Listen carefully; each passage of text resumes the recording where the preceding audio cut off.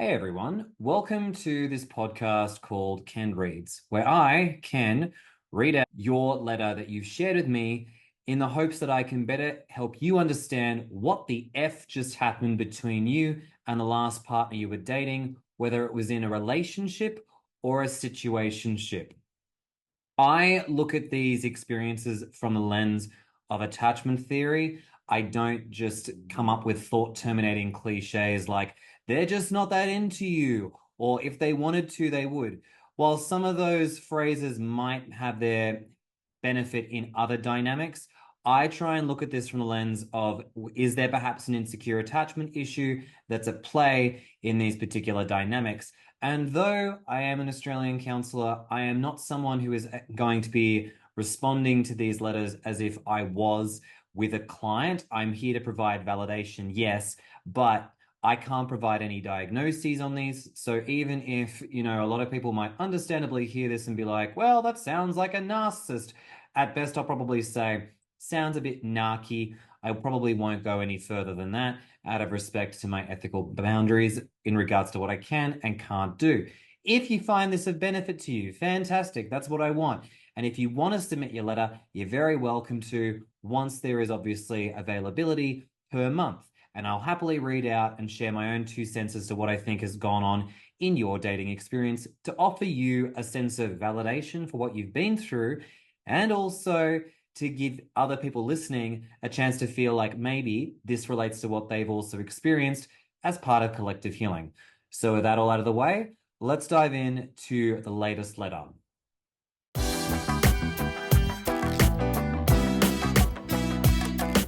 Our next letter comes from Mary, and Mary has sent me a very interesting letter about what she's just been through. She starts, I had a relationship with a man for 7 years.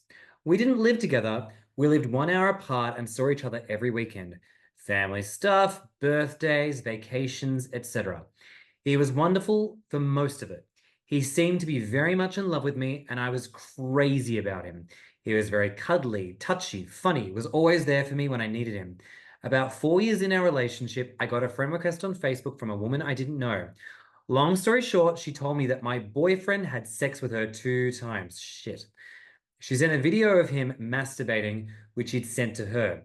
I confronted him with the video. He replied, yes, I sent this to her. I shouldn't have. I was wrong. We had long talks about this for an amount of time and could move on. I'm keen to go back to this. Besides this, we almost never had a fight. The other 2 times we'd fought, he'd also ghost me until I called him a week later. Jesus. Other than that, in these 7 years, he said regularly how much he loved me and how he appreciated me. I felt this through his actions, his hugs and kisses, and the way he looked at me. Going to New Year's Eve in 2023, he was at my place, and we'd had a little bit too much to drink. For some reason, I began to ask him about an argument we'd had years ago. He didn't answer me. I kept nagging him. He didn't ask me to stop, so I didn't. He then stood up and said, that's it, I'm leaving. I suddenly realized what I'd done and asked him to please not drive home with so much alcohol in his body. He did leave and drove home in spite of my protestations. I called and texted him to please come back. He replied when he got home that he was okay and that I didn't have to worry. And that was him turning his phone off, and I wouldn't hear from him for a week. I would call him. He said that he snapped on New Year's Eve, that it had triggered him. He wanted to break up. He said he wanted me to find someone who I'd be happy with and that he didn't feel butterflies for me anymore. Jesus Christ, it's classic. I asked him why he never told me this and why he never fought for us. He said that he did. I was in shock. He said that he didn't want to hear this on the phone and he'd visit me a couple of weeks later to explain. He never followed through on his promise to catch up with me a couple of weeks later. I saw videos on breakups and went no contact for 3 months. I then sent him a text message, which he didn't respond to. I tried calling him a week later. I kept it light and was nice in conversation about everything except us. He sent me a couple of texts later that were sexually orientated. I agreed to come over and we had sex one last time. I asked him if I should let him go and he said yes. We then exchanged some items and our house keys. I tried hard not to cry, but I couldn't help myself. I cried and said, I need to go home. Weeks later, I got a text from him if I wanted to go on vacation with him and a befriended couple. His invitation seemed genuine. I thought hard about this, and everyone around me had said I shouldn't do it. I chose to do it and go on this vacation with him. I felt it was my last chance to say goodbye to him in my own way with a little bit more time. It was a good vacation. It was like old times. Then one night, we talked for a long time. We both talked and cried. Then he said that we can start over. I suggested we would talk about this after the vacation and that he would call me. We had a nice vacation, but he never ever called when we were home. I texted him why, and he called me later that evening. He said then that he didn't want to start over, despite saying earlier that he did. He said he wants nothing anymore between us at this point. I should also mention that he'd had a heart attack at the end of 2022. I had to do CPR on him together with his son. He was in the hospital for a couple of weeks and wasn't the happy man I knew before. He seemed depressed and doesn't trust his own body anymore. This is one of the last things he said to me. He said, You don't know how it feels for me now. I am grateful that you rescued me, but it's very hard for me. I can't give you what you need. I'm just rolling my eyes because of how cliche that line is. That's it. I'm broken. I thought we had something good. I just didn't see this coming. I didn't feel him slipping away leading up to this point. I didn't know how he could be so loving and caring and then throw us away like it never happened. I just can't make any sense of it. Yeah, well, fair enough. I hope you can give me your thoughts on what happened here, why he said he wanted to start over and then didn't want to, and how could he give me the feeling that he was crazy about me as I was about him, and then end it over a stupid fight about nothing. I've got your back. Okay, so firstly, I just want to say I am so sorry that you went through this experience because to me, this just seems like a really, really awful experience for so many reasons. You literally saved this guy's life with his son at one point, right? Now, he's turning his back on you after so many demonstrative gestures and even excusing the fact that he had also had an affair with another woman. You know, you have done so much for this guy, and he has. I can understand you probably feel used, and he has used you. You probably feel pathetic. You probably feel like all this effort you'd put into this relationship has just meant nothing at the end, that all this energy you'd invested, this emotional support, being there to save his life, was just completely tossed aside because he just didn't want to try and start over. What an absolute joke. What a clusterfuck. What a mind fuck. What an absolutely awful way to end something where there was obviously a lot of really positive stuff there. And I say that because even in spite of his crazy making behavior, I just want to say that it does seem to me, particularly towards the end, that he'd obviously shared a lot of intense feelings for you, a lot of love, a lot of tears, and I do believe that is genuine. I do not believe that he was lying in any way, shape, or form about this, but I do think this guy has huge fears of intimacy. I think that a lot of his behavior was about control. And I'm going to make a little assumption about the heart attack that he had at the end of 2022. You mentioned that you've been seeing each other for 7 years, right? And it's interesting how a lot of this crap started happening, it seems like towards the back end of the relationship. Like, 4 years into the relationship, you find out that he's having an affair. So in 2022, which would have been maybe around the end of that year, he's having, a heart attack. Similarly, you had a fight at the end of 2023. Normally, a lot of avoidant attachers don't like having, they tend to get into their heads when there's anniversaries, vacations, birthdays, Christmas, and New Year's Eve. The reason they tend to get into their head about these particular situations is because it starts to make them freak out about the fact that you two are spending significant time with each other on relationship marked days. These are the days when you're spending a lot of intimate time together. And avoidant attachers, particularly those that are severely avoidant, tend to dwell and think, oh shit, do I really like this? And even if they absolutely do, there is a tendency for them to catastrophize about the future.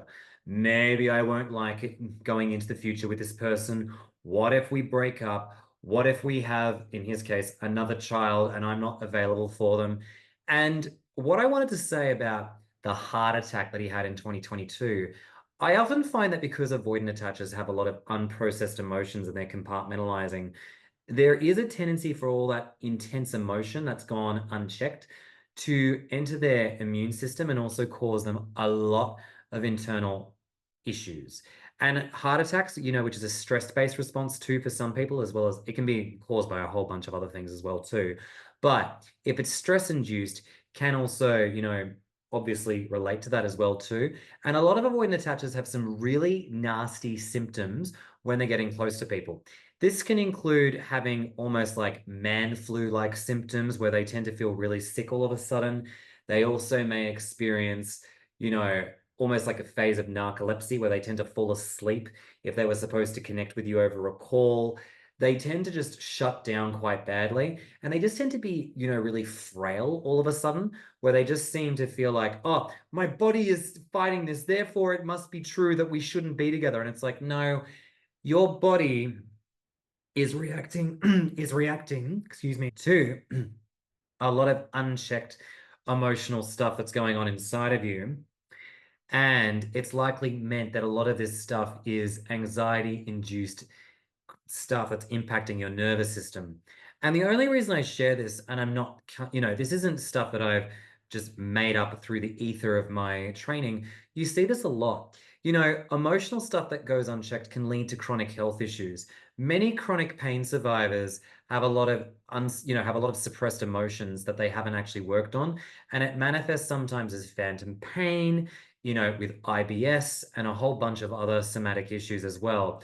So it's not surprising to me that that was there in the midst of it. Now, he could have had a genuine heart attack for a whole bunch of other reasons. Again, this was me just speculating and throwing an assumption in there because it does happen surprisingly often for a lot of these people when they're getting more intimate and close with a partner. But again, that's pure speculation land on my part. He also, as we know, isn't, from the sound of it, someone who does reckless activities. The fact that he was drinking and driving suggests to me that, alcohol is probably one of his drugs of choice to manage his emotions.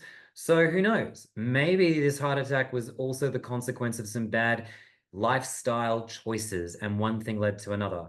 But I'm assuming that he's probably not that old, and I'm assuming that he's probably also someone who lives in a very unhealthy way. The fact that he was driving home drunk to me suggests this is a man who probably does indeed behave quite recklessly and doesn't have very good self-regard for his own well-being in the long run. He probably makes some very impulsive decisions. And I want to just circle back to the affair. My God, I am so sorry that you went through that because that's disgusting. Having this woman send you a video of him masturbating, that's terrible. That's fucking dreadful. I'm really sorry that you had that because that's a really awful thing to experience. And if nothing bad had happened up until that point, I can understand why it probably would have been very hard to maybe axe the relationship at that point. I think what's really terrible about when those moments happen is you can have spent so much emotional time getting to know the person. And then, when an act like this happens, it can throw you for a complete spin because you're like, I wasn't expecting this. I thought we were getting on so well. The thing is that it does sound to me like this was a very, very secretive affair. And I can imagine that also, just like I said before about alcohol being a coping mechanism, I suspect that when he gets intimate with another partner, like you, when he gets close to someone, one of his other drugs of choice is women. He probably, when he feels shitty about himself, he probably goes out and sexts or dates or hooks up with other women to feel better about himself too. And then the last thing I wanted to comment on is the very end. You asked me the question of, you know, Why would someone be so interested in working on us only to subsequently back away from it? Well, I think in that moment, after you'd spent some time apart, I think he probably was quite genuine about seeing you because he probably had enough time to sort of calm down for the good feelings to emerge again. And then when you tried to get back into it, all that anxiety and all that terrible emotional distress went back inside of him because he couldn't handle the intimacy and the closeness. And that's why he axed it. It's very common for a lot of avoidant attachers who boomerang to have a more sharp, sudden ending the subsequent times because all that intense, awful feeling around being close to another human being starts to engulf them and they can't handle it.